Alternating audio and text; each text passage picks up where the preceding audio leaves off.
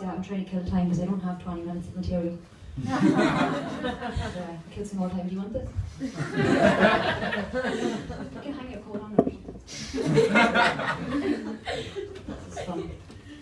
I wonder, I feel a bit funny. I wonder, would it be weird if I did it behind you?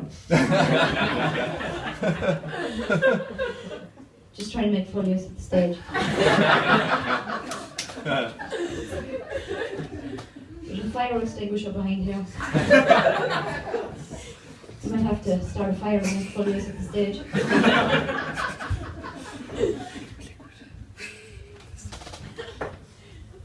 I don't really want to come out now, I'm kind of comfortable behind the There's no judgments behind here. Safe. Just going to come out, okay. Hello. Hello. Okay, we'll do stuff. No, to start off, I wish I did have a subject that I could tell you loads about, but I don't, because I didn't do very well at school. Especially had a hard time learning phrases and shapes. It was really frustrating. I felt like I was going around in triangles.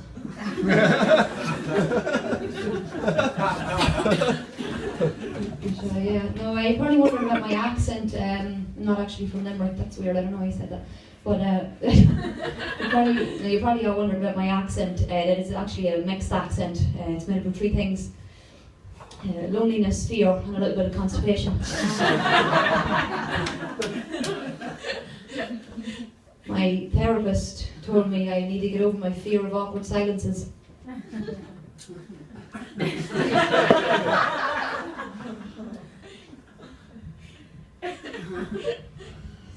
It's not enough. So then after that, he gave me bipolar medication, because I told him I was up and down all the time. But I decided not to take it and take the natural approach instead. So I completely stopped using the trampoline.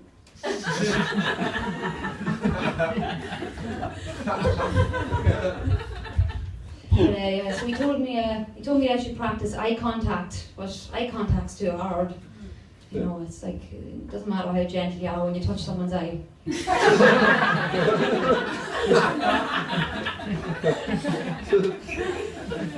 always hurts. And then he said to me, Lisa, how's your paranoia? And I was like, I've got bigger things to worry about than that.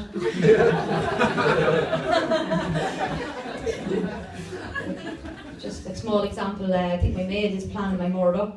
And he's like, why is that? And I'm like, well, it's like every day she's going around trying to erase every trace of my existence. And I was like, what do you think a maid is supposed to do? And I was like, it's easy. To make stuff in the past, it tends.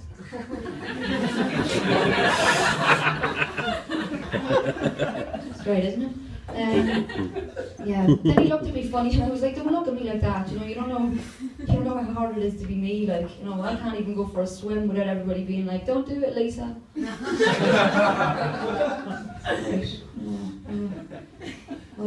So then he said, the therapist said to me, Lisa, I was talking to your doctor, and he's not too happy with you. He said you're always testing his patience. I did one colonoscopy.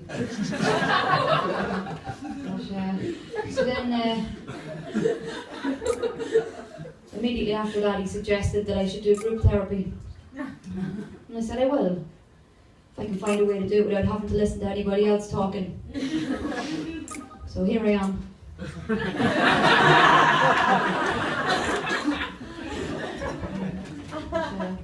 I'm a little bit lost at the minute.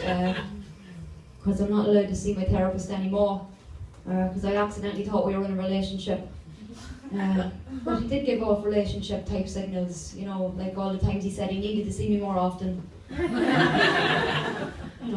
So I thought it was a casual relationship at first, but I knew it was getting serious when he told me that he wanted me to be committed.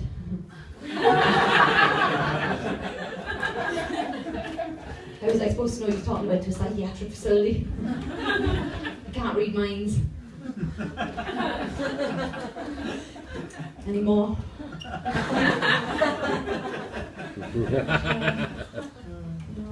So it's hard being me though, like I can't even sit on the tracks.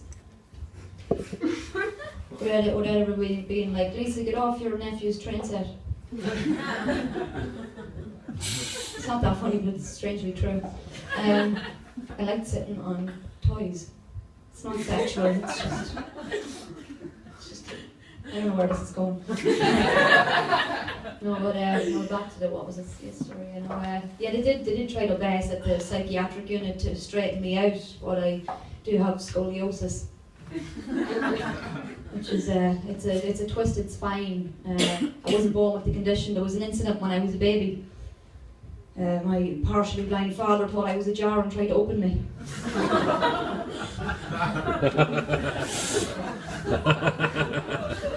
That is strange. But now I can't even look at jam or marmalade or anything that comes in a jar, really. I think they call it PTSD.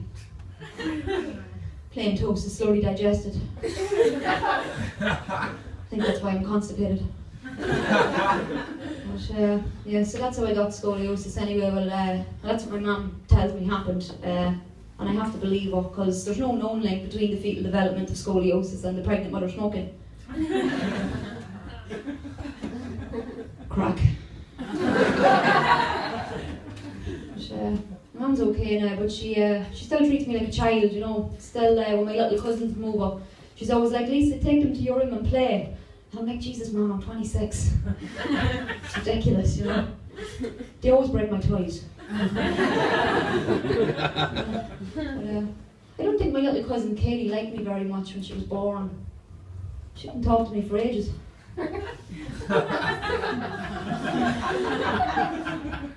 Anyway, my mum doesn't let me put the heat on in the house. It doesn't matter how cold I am. But the dog only has to shiver once, and she'll have to place like the tropics. So I learned if I give the dog just a little bit of speed. But,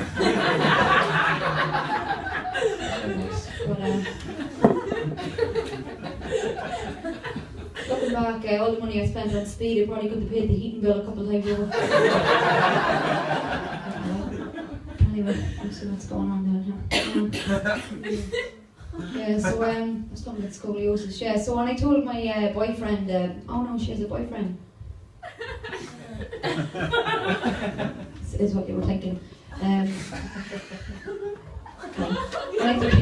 When I told my ex-boyfriend I had scoliosis, he was like, oh, it's okay, I'll use a condom.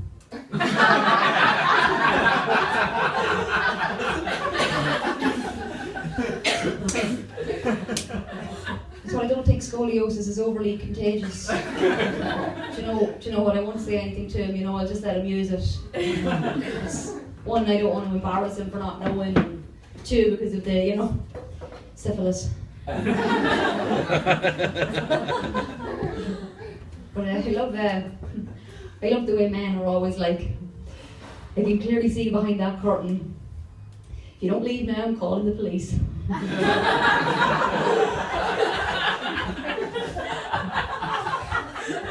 Men.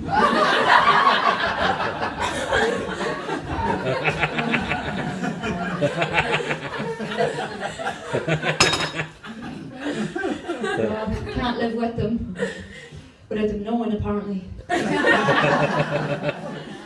I'm actually attracted to older men. I don't have a particular age that I go for. But if they don't sign their name at the end of a Facebook message for absolutely no reason, then they're definitely too young for me.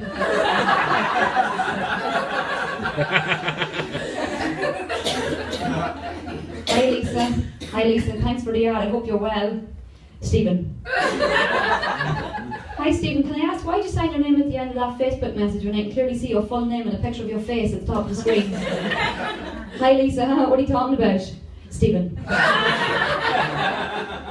Well Stephen, I thought you looked a little bit young in your profile picture, but you definitely passed the test. Hi Lisa, what test? Stephen. Get me going, Stephen. But I don't see Stephen anymore. But, you know the way men get wrapped up in silly things like their wife and kids. But I'm single now. But I do still love a bit of male attention.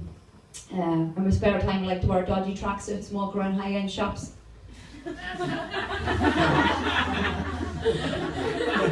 I love a man in uniform. But,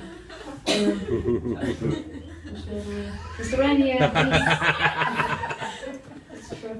Is there any single men in here at all, even one? You! I'm frightened to admit it, aren't you? This fella, you're single, are you? Yeah. My grandmother's looking for a boyfriend. You look like a good size as well. You could probably have all my granddad's old clothes, you know. He doesn't need them or he's gone. He's gone to Thailand.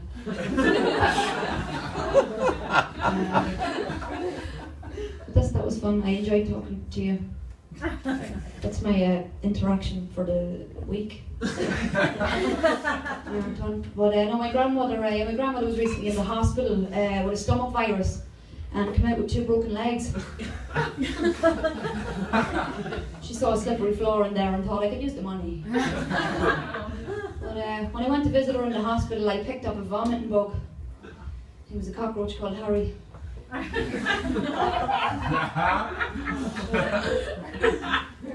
always remember my grandmother used to always say that there's stages in your life you reach when you know you've become a woman.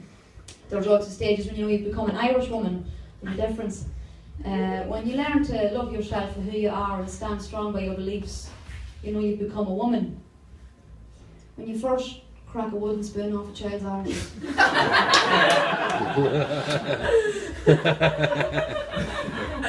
Become an Irish woman.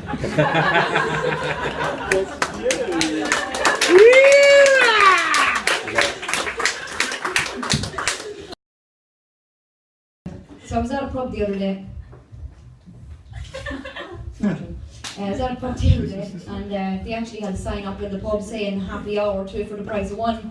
So I was like, okay, I'll take 2 hours to make the second one extra happy. There was another sign saying toilets left, which was a shame because I really had to go. But I eventually found the toilets. When I went inside, there was a sign on the wall saying clean hands save lives. On the way out, I saw a woman on the floor dying. My hands were dirty. So I killed her. I'm joking, I didn't really kill her, I just left her to die. Yeah. Oh yeah, so a woman approached me recently as well and she said to me, Lisa, what if I told you I was going to give you your very own real-life time-traveling DeLorean car? She did. And I was like, Jesus, well that'd be brilliant, like, you know, I'd hardly turn that down. I could go back in time and save people's lives and fix every mistake I ever made, like. But then I thought, you know, it'd probably mess everything up, you know, it'd probably make everything really complicated. You know, because the DeLorean's got a 2.8 litre engine and my insurance company won't insure anything over 1.8. And the DeLorean only does about 12 miles to the gallon. I mean, 50 € is going to barely get you past Lochrail, let alone 2003. And then there's always the risk of somebody from the motor tax office spotting you driving around in the past, and then when you get back to the present day, you're going to have to pay all the VAT tax. You know, so naturally, I turned it down. Or kind of regret turning it down now. When I had some way of travelling back in time. That's unfortunate. But music and comedy.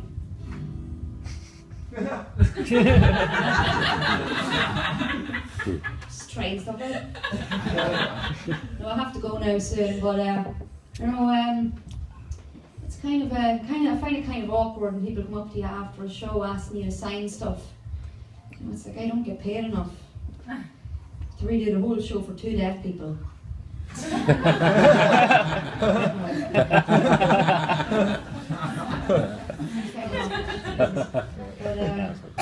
But I do, it is good to be recognised, you know.